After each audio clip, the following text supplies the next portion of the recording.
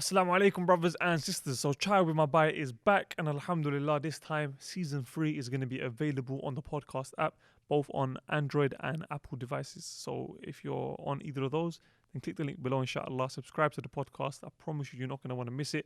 And now it's accessible for you wherever you are. If you're on the train, you can listen to it with your headphones in, or you've got AirPods, Beats, whatever headphones you have, inshallah.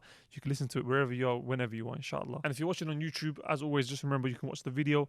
And all the previous episodes from the last 2 seasons are available on YouTube. If you go to the playlist on Nasiha Session, the YouTube channel, if you go to the playlist, it's called Chai with my Bhai. You can find all the previous episodes there. And inshallah, from now on, all the future episodes on the podcast app. Peace. Assalamu alaikum.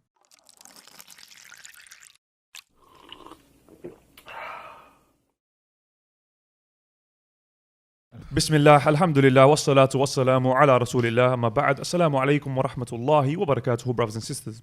Welcome back to another episode of Chai with my Bhai. On today's episode, we have brother Sa'ad, Imran, and Taha. Give salam, guys. Assalamu alaikum wa rahmatullahi wa barakatuh. So today's episode, recently we did an episode with Ustad Muhammad Tim Humble on the issue of manhood, rijala, what it takes for a man to be a man. And, you know, recently myself and Imran, we just got back from Umrah with the sisters, last night actually. And so we wanted to do an episode on how you should be a man towards the women in your family. So whether that be your mother, the importance of having for there to be a male presence for the women in your lives. not even just the male presence, but the correct male presence. Of A course, lot of people have males in their life, but Yeah. they're not, or they don't Presence. behave the way males behave, Right, or males yeah. should behave, Islamically speaking. So the first thing that I wanted to get into is why is it important for a man to be a man towards the women in his family? Like, what are the consequences if they don't do it, and what are the benefits if they do it? And I believe you said that there was a story that you wanted to mention about something that happened to you recently. Yeah, so I think this story will summarize and answer the question of the importance of having a male role model. Yeah, so there was a family who got in touch with me about one of the girls in the family. Okay, and this particular girl, she used to go to like an Islamic school, and she used to wear hijab and abaya, but she stopped now. Okay. And now she's got a boyfriend, and she had stopped praying. She started smoking weed to the point where she mentioned she smokes every day. Suicidal, depressed, like all that. Basically, like her iman was basically like it was borderline. You know what I'm saying? Yeah, that'll make it easy for her. Bring her back to Islam.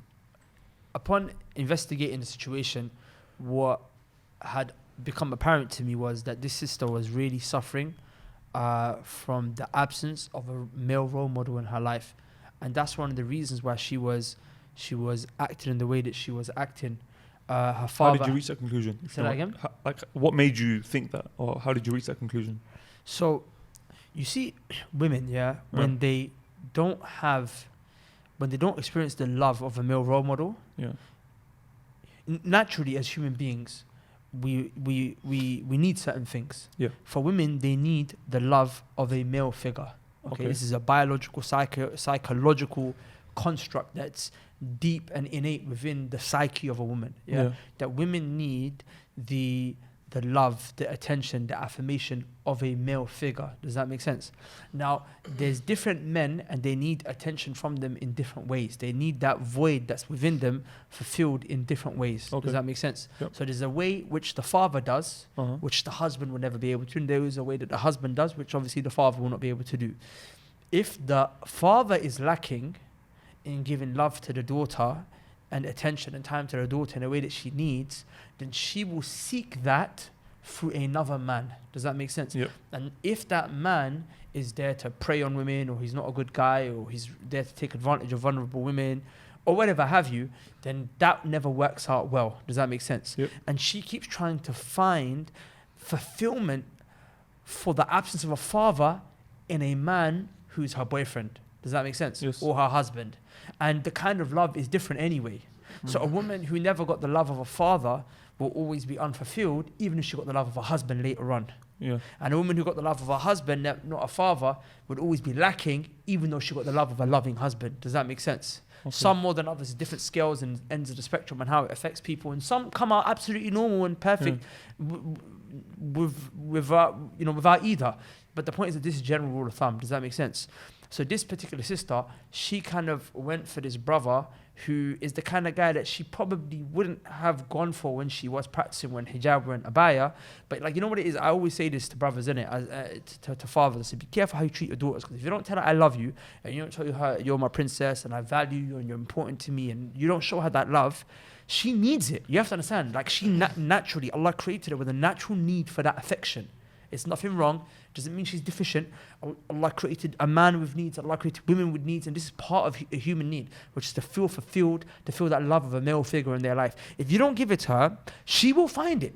She will seek it because it's a part of her human nature. And majority of the time, the guys out there who are ready to give it to her are the guys who are not up to scratch. They're guys who will sleep around with your daughter. They will... they are drug dealers, they're drug addicts, they're this, that, and the other. So that's why sometimes you see a good girl, good, she might even be from like a good background, good upbringing, and you say like, how did she end up with a local crackhead? Why? Because the local crackhead looked at her and said, "You're beautiful, you're kind of nice, They will never tell you that, babe. You're kind of pretty." And she's like, no, no one ever told me that. The thing is, just sorry to cut you, but don't you feel like a lot of, I don't know about other cultures, but especially Pakistani,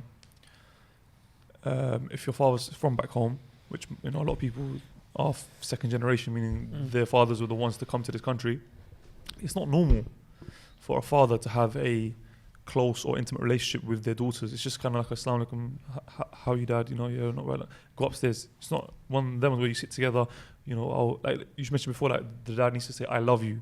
Yeah. I'll be honest with you, like most people watching this will probably think like, my dad, like, it's just weird. Like, you don't have that relationship with your father. Isn't there different ways of them expressing it, though? It doesn't have to be... You got to speak to the right. Yeah, isn't there different ways of expressing it? Like, for some cultures, that's true as well. It's different. That's true as well.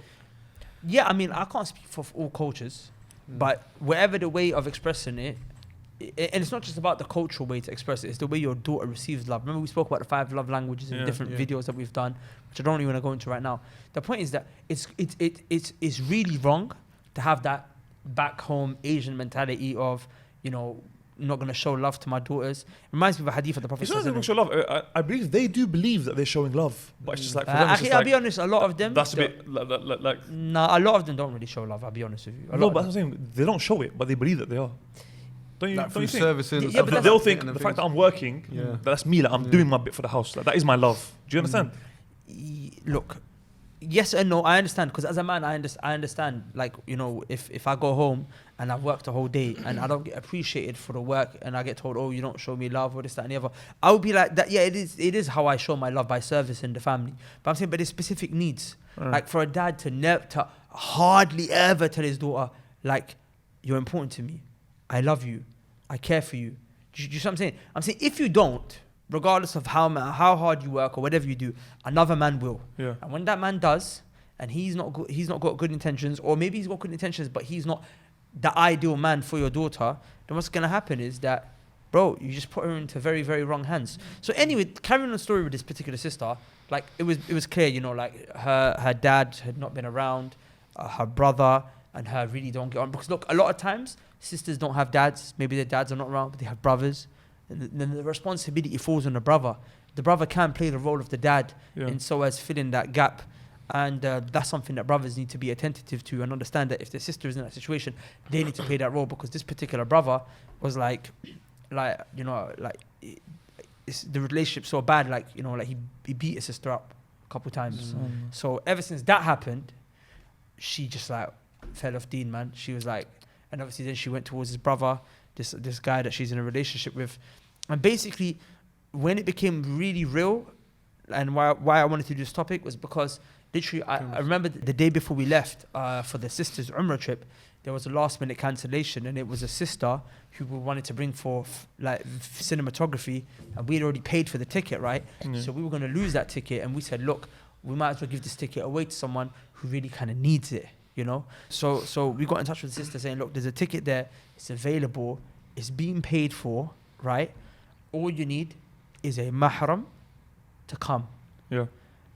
So I was like, can you get in touch with your brother and you know, our brother didn't want it, which shocked me because apparently he's a practicing brother. He prays 5 times a day, prays in the masjid, but you know, she was like, my brother hates me so much, he will not want to come. And I was like, try. So she went, she spoke to her mum, the mum spoke to the brother, and he's just not doing it. And then even the guy who she's in a relationship with, she mentioned that she's told him, like, marry me so that you can become my mahram and take me. And he also wasn't able to do it. And then she said something, until now I haven't really responded to it.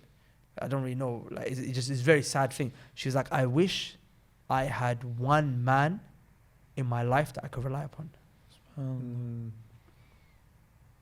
That was sad, man. You know That what? was You really know, sad. do you know what's even sadder? There's going to be so many sisters watching this who that just resonated with. They've been thinking the exact same thing. I wish I had a man who I could rely on. That's sad. Yeah. And it's true, because even with the Umrah, we get hundreds of sisters who want to come. Hundreds of them. Some of them, for finances is an issue. But the overwhelming majority of sisters who want to come on Umrah with the sisters, the biggest obstacle is the mahram. Either they don't have a mahram, or you know, they have a mahram but he doesn't want to go. Either he doesn't want to pay for his own ticket, or you know, some situations that she's saying, I'll pay for you, but you know, he still doesn't want to go, kind of thing, you know, whether it's his father, brother, husband, whatever it is.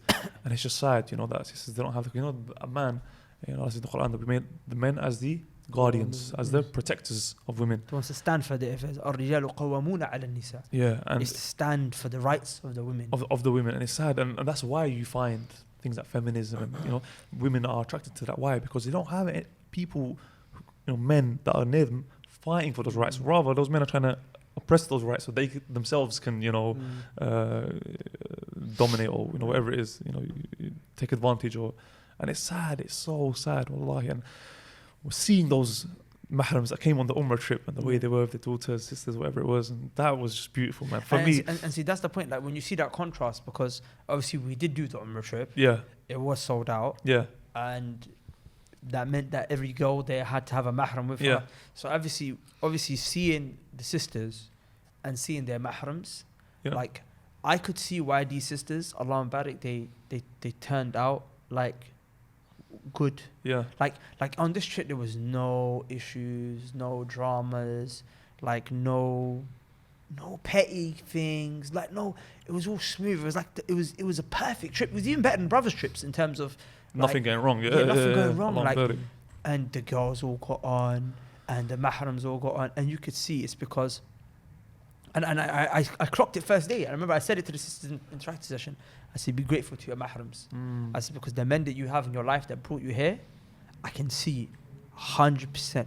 Wallahi, they're good men.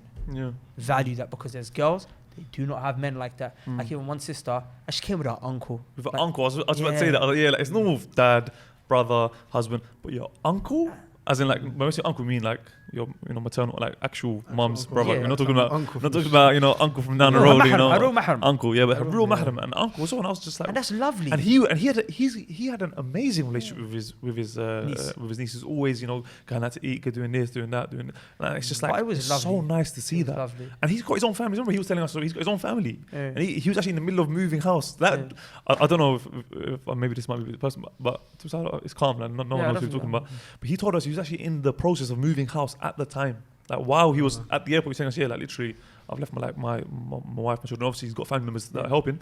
But as in, like, meaning, like, for his niece, he went out of his way like that. That's beautiful, man. You don't find that. That's very rare. You find something like that. And like, from what his niece really loved the trip, really enjoyed, really Yeah, benefited. Allah Like, Barik, man. Can I She please had- mention something? yeah, of course. Go for it. You know, there's been quiet, but I feel like you guys have missed a very important point. Go on. Because we're talking about the importance of why the men in the families need to take care of the women. Yeah. But no one's really spoken about the Shari'i perspective of this, in the sense where, is it even obligatory for the person to do this? Oh, we're coming to that. You said we've missed it as if it was the end of the podcast. I mean, that's like the number one thing that you should speak about first, right? He's right. He's right. In terms of the hukam, Yeah. you know, Yeah. is it obligatory? Does a man even have to consider the women in his family, his mum, his sister, his daughters, etc.? I think the mum's ma'roof. I know, but still, I'm just generally the concept. I think they And did touch upon that. No, because I'm saying, No, you're right. I think talk about I- it, but I think maybe for now, let's take the mum and the wife out of the picture. Reason No, is because because that's wajib. Everyone knows the ones that get neglected are the daughters and the Daughters. I mean, sisters and the sisters. I'm saying that's fine, that's absolutely fine. But I'm saying let's take the hadith of the Prophet Sallallahu sallallahu alaihi alaihi wasallam, wasallam. and it's a general hadith, but it applies in every situation, right? It even applies for single parents if the person's like a woman, you know, and she's a single parent. But it applies in every situation. And the Prophet sallallahu alaihi wasallam said, "Kullukum ra'in wa kullukum mas'ulun an ra'iyatihi." That each and every single one of you is a shepherd, and each and every single one of you will be asked about that which you're supposed to be guarding over, right? So a shepherd has a herd of sheep that needs to take care of. The same way, each and every single one of us has a flock that we're supposed to take care of. If you're a father, then you've got children, you know. If you're a husband, you have a wife, etc. And I think I don't know, people don't come across this hadith or what, but there's punishment, there's adab that's connected to someone neglecting the women in their family. Even if it's, like I said, even if it's a woman that's just got, children, she's a single parent. But in this, from this angle, Even the hadith, the best of you is those who are best to their women. Exactly, But the Prophet before but he it's just- died it's just- mentioning the rights of the women. Yeah. Salah, Right before he died, yeah. yeah, exactly. Mentioning So the prayer and the women. you neglecting the women in your family and not taking care of them, not knowing whether if they need anything, this, that, etc., then Allah Tabarak wa Ta'ala is going to ask you in the Day of Judgment, what did you do regarding your daughters? Did you help them? Did you aid them? Wallahi, you can see why the Sharia is so tough on this issue, is because, wallahi, majority of the emails we get are from women. Yeah. Women email us more than men. Yeah. Definitely. We've seen the Umrah trip with the brothers, and we've seen the Umrah trips with the sisters. Yeah. Who's always got more problems? Sisters. And we got brothers who are drug dealers. We've got brothers who are been stabbed. Like we But just like on a psychological level, but the though, you see the women. There's another angle you can look at this, right? And I don't know if any Salaf preceded me in saying this. Yeah, sure. If any Salaf preceded me in saying this, right? But it's just something that I observed, and I thought, like, wow, it's quite fascinating. Which is, no matter what stage a woman would be in her life, there's always a guardian that's, connected to her. So when a woman's born, right, her wali is her father. Yeah. And then when she gets married, the wilaya is passed over to who? The husband. The husband, right? If the husband dies, she has a son, the son's like, or the uncle, but there's always somebody that's always in the guardianship of a woman. You know what's sad though? The women now, they're trying to fight it. Why do I have to have a in Saudi, for example, they're trying to push this thing. But can I be honest with why do you? I have to have my Can I hands be honest travel? with you? It's oppressive. This, and even in the media, they say, look, Saudi women, they're not allowed to travel. But can I say something though? Go on. Do you really think they will fight it if the men were giving them what they needed? No, That's the issue. I agree with you. I believe it's wrong for the women to fight it. Partly, And they should go on. I think some women. Yeah, I don't believe they're fighting against the actual Shar'an No, they are. ruling of it. I think some- they're fighting against What's the the Taha's point? application of it. No, I was saying I don't think that's entirely true, because some women, they do get that from their father. They do get that, and they still, because of this ideology that the West are pushing, they're still affected by that. No, you're right. I believe the ideologies became so intertwined and ingrained Yeah. inside, the culture of the people, that even a girl who's given those rights by her dad would still have elements of it in. But Yeah. my point is that I believe that the catalyst and the general- cause that sparked this whole issue was the fact that, like, think about it. Like, If your it's men are seen not as- oppressing you, it's why seen do you as- want to go against them? Yeah, it's true. Like, why would you say, why would you not want men if the men were doing what they were supposed to, which was to take care of you, to give you love, to spend on you what you need in terms of your needs, to provide for you, to stand. الرجال قوامون على النساء. If the men were standing, if they were قوامون for the affairs of the women, would feminism even exist? I don't think so. But it's sad, like I said, it's seen as like a taboo thing. Like even for like for fathers to talk about to talk to their daughters about just general issues, like whether it's issues of like growing up, like I don't like. Honestly, honestly, that content is so stupid. So stupid. Call me crazy, yeah. I have a 3-year-old daughter. Every day I come home. Every day I come home. I sit to her and I talk to her. She can't have a full-on conversation with me, but I speak to her. Yeah. How was your day? What did you do? What did you eat? To other people, it's like, bro, why are you asking her for your child? Well, lie to her, it means the world. To know that I have a father that wants to know about me, my day, But wants to know sometimes, about my yeah. shikawa, you know, any Can I ask you another stress that I question? might have. But what are the rewards or what are the fruits that you find of Oh. women who have had men? You talking about the shari'i fruits or the non-shari'i? Let's start with the shari'i ones. Just generally, yeah. Like what you went.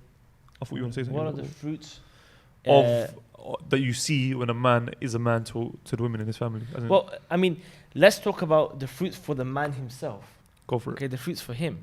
You know, the Prophet sallallahu alaihi wasallam, he said in the hadith that any man that raises 2 daughters and you raise them upon, you know, righteousness and taqwa and Yeah. iman, etc., then they will intercede for you on the day of judgment.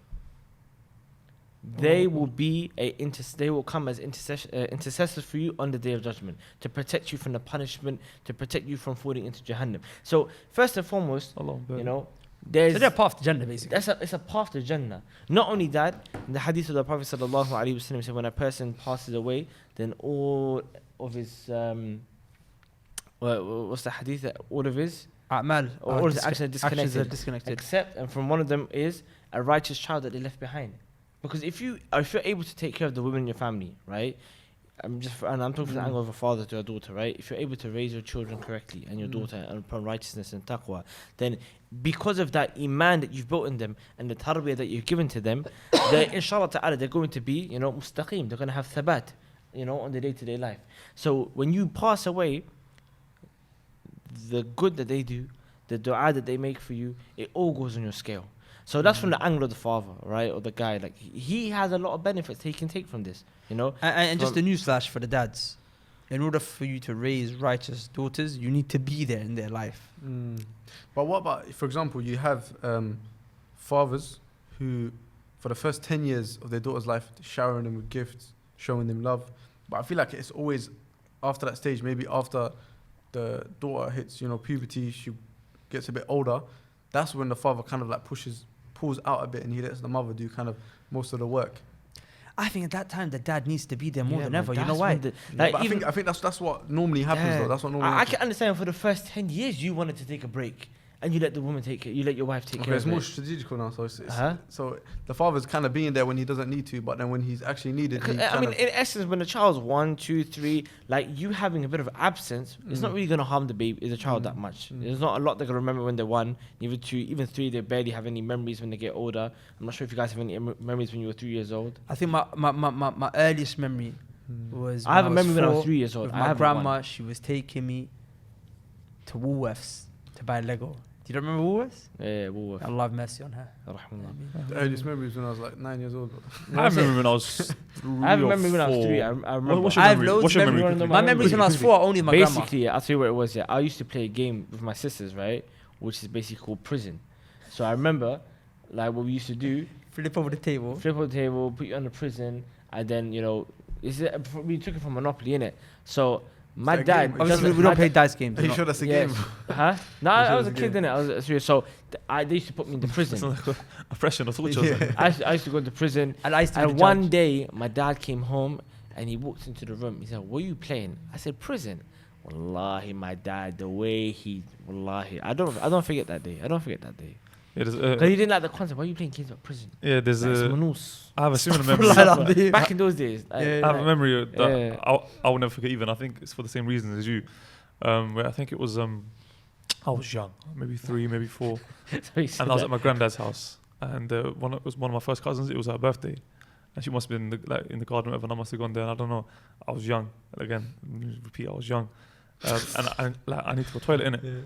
And then, as a joke, I was just chasing. I was like, "I'm gonna do review on you, do review on you." Oh my And it was her birthday. It was her birthday. I She can just never had a look at shower, you the everything. same Is again. that what after that. She just looked at him now and imagined him without a beard. He looks Yeah, like a yeah, newborn yeah. One baby. sec, And one then sec. she basically like running down the garden like, no. And It's I your was like, cousin. I'm gonna do it. She's like, no. And I chased her. And she either fell down or something. And I you just went did over it. to her and bro, I just weed all over. No Wait, how old are you? way. How old are you? At 3?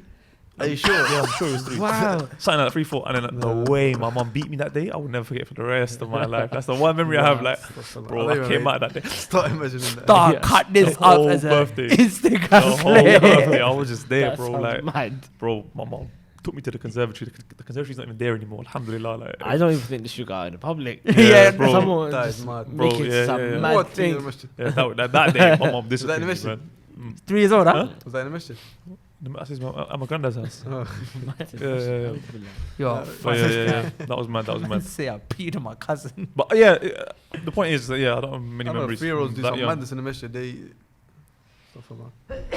a few things. Yeah. But yeah, man, I'm not gonna lie.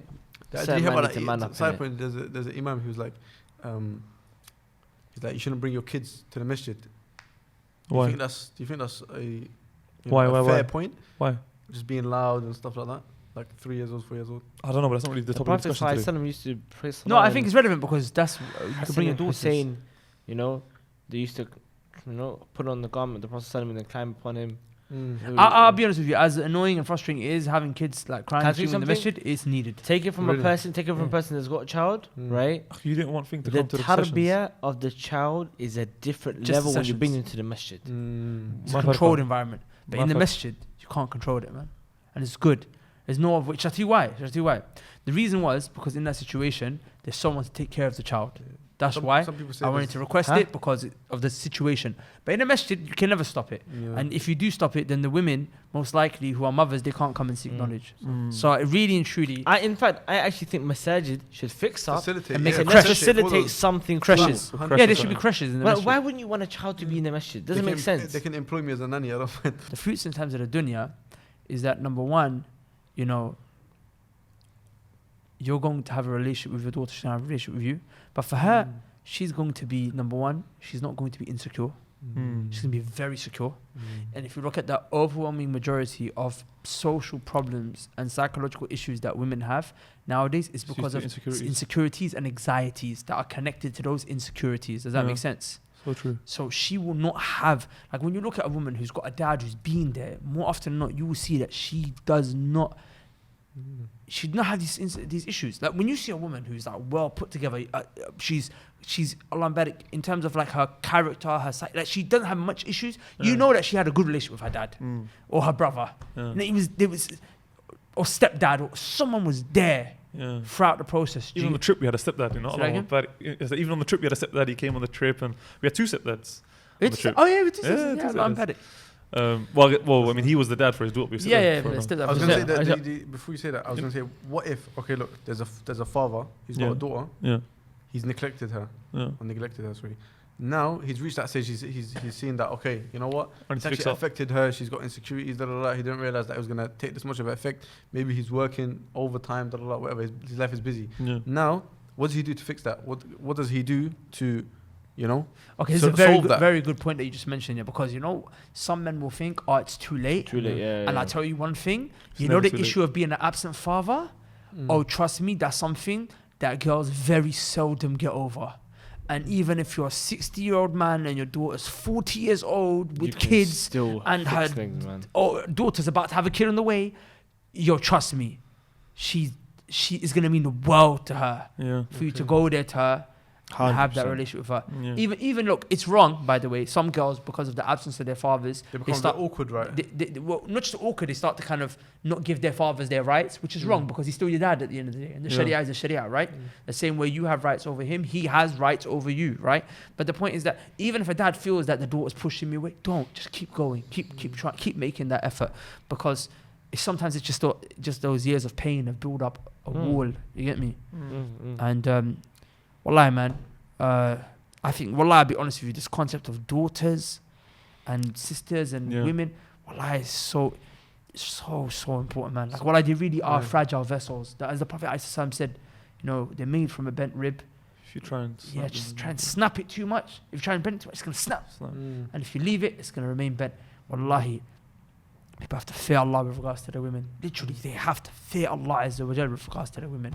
Just to end it on a positive note, 'cause like I said, time's running out as well. Wallahi, man, the mahrams on the trip. I'll be honest with you, man. they really We had were the younger solid. brothers who, Allahumma barik, bro, they were in the service of their older sisters, Yeah. man. Allahumma barik. There's one, I have to talk about this one guy. There's one brother, lovely brother. I actually loved his brother so much. Allah Barik, yeah. He's like, I think his sister was maybe like 1 year older than him, 2 years older than him. And she, like, this brother, yeah. Imagine, like, when you're chilling with the lads, you're chilling with the man there, and, we're going for breakfast together. Like, you want to come with the boys, right? Especially when you're on a trip and, like, you want to spend time with the man, then, right? So as we come for the breakfast, and there was actually 2 brothers there, subhanallah, with us. And I was like, "Oh, what are you saying?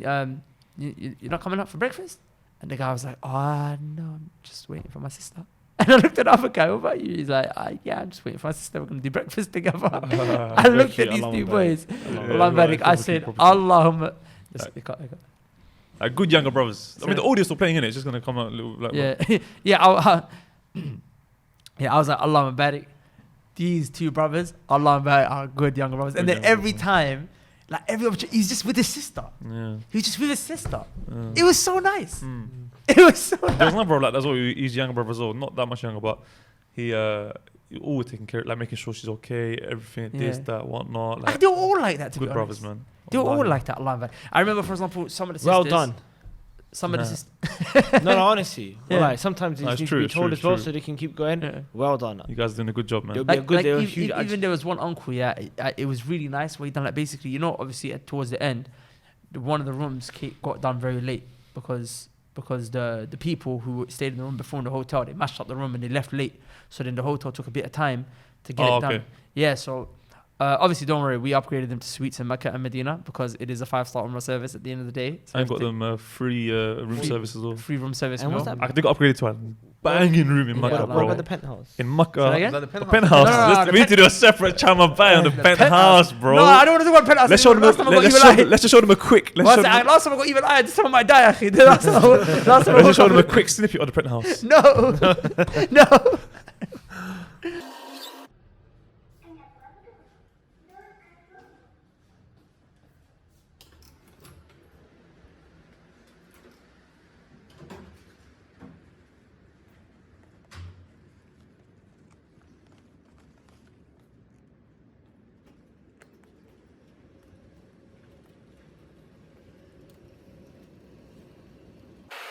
On that note, we'll end there, inshallah. And today we were quite time restricted. Just to mention though, we will be doing other sisters Umrah trips, inshallah, if any, because I know some people are going to be thinking about that. The issue is that because of the lack of mahrams, it's basically next year. We do it once a year. Next year, October. 2020. Some of it will be in the half term. Some will be slightly outside the half term. Exact dates haven't been confirmed. We yet. do it earlier, but you know, lack of mahrams. If someone was interested, would they be able to? Yeah, I mean, they can contact 5-Star Umrah 07852541249, and all they have to do is just get in contact. We'll let them know about, these are the rough dates. If they want to pay a deposit to secure their place now, so that, like, they should, because it will be sold out. They always are sold out. Yeah, as soon as this one especially. Yeah. Because of the way it bangs. I believe by KnowledgeCon it's going to be sold out. Inshallah. Oh, by the way, KnowledgeCon coming soon as well. KnowledgeCon. Yeah, we're Adam from Canada is coming. Let us know go forward. Inshallah. Inshallah. But yeah, I think we'll leave it there, inshallah. Until the next episode. Assalamu alaikum wa rahmatullahi wa barakatuhu. Peace.